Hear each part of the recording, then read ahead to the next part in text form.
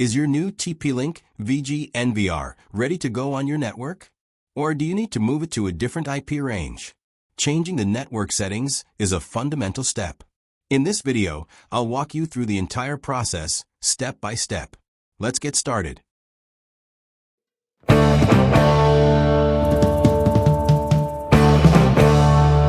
Step 1. Connection with NVR.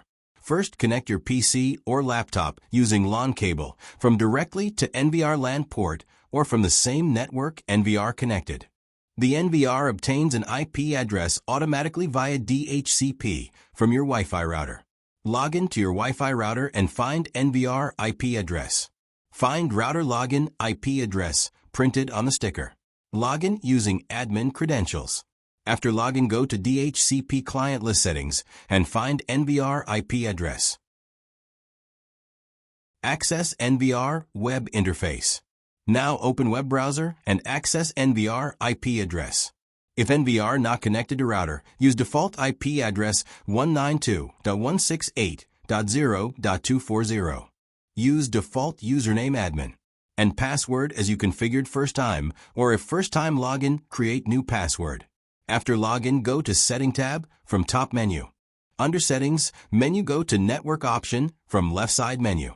Here you will get Network settings. By default mode is Dynamic IP. If you want, use Static IP, change mode Static IP and provide IP address, subnet mask, default gateway, and DNS servers. After provide all details. Press Save button to confirm settings. Now your NVR will log in with new IP address. And that's it. You've successfully configured the network settings on your TP-Link VIGI NVR. Your NVR now has a stable, known address on your network.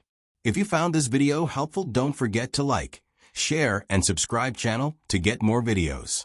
Thanks for watching.